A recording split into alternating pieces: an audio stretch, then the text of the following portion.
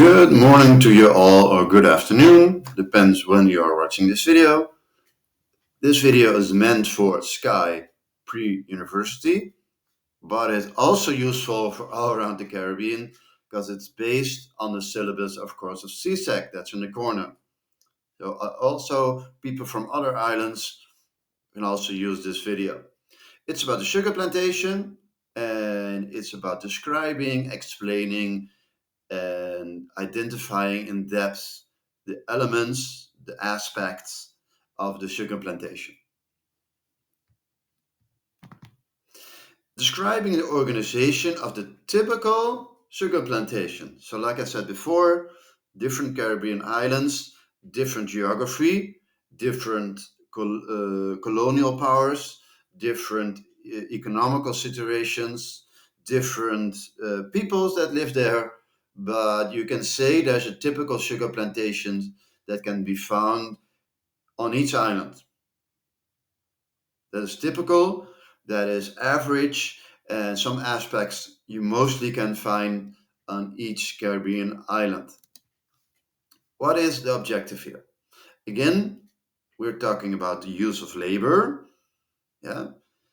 Well, again, and how were people used, and how were they for their energies?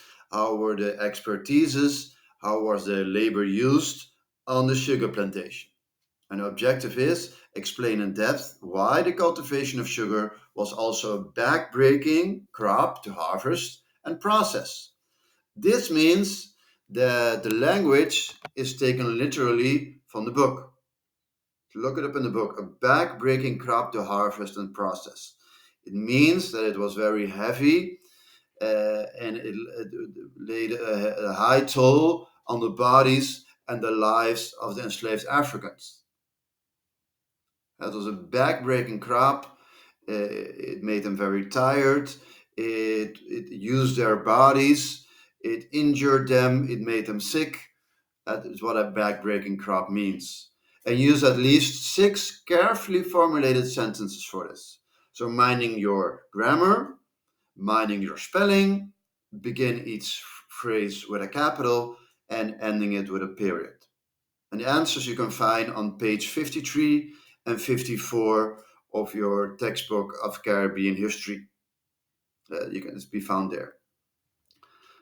Again, let's look how you start an answer. And that is by coming back to the question. So it is very common, it is very normal that you begin your answer while referring back to the question. It is a beautiful matter of convention of how we do stuff. Yeah.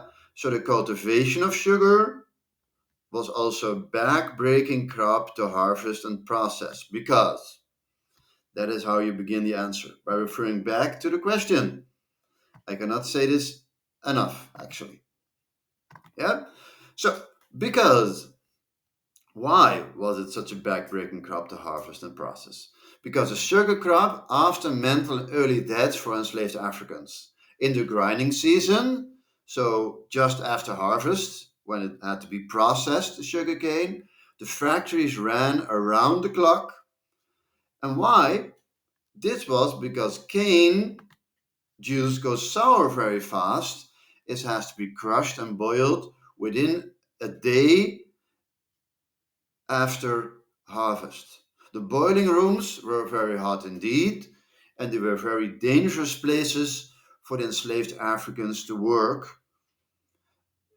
and they could lose their lives or their hands there because it was so hot and dangerous. It was also used as a place where they punished slaves that wouldn't listen and behaved not as the planters wished. Yes?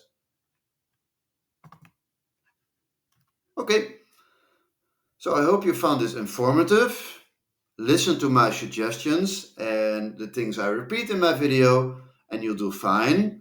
I will make a second version of this video where I show that there are also multiple answers possible that are equally good.